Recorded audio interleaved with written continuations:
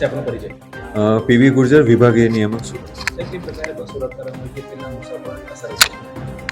Heavy રેનના લીધે સુરત વિભાગની 52 ટ્રીપો cancel થઈ છે, 19 રૂટો કેન્સલ કર્યા છે, જેમાં છે પોરબંદર, સોમનાથ, દ્વારકા, તેમજ નોર્થમાં આપણે ગોધરા, ઝાલોદ, દાહોદ તરફનું સંચાલન છે એ સ્થગિત કરવામાં આવ્યું છે. કેટલા મુસાફરો અટવાયા છે અને એસટીની મંજૂરી નિગમ દ્વારા જે પ્રકારે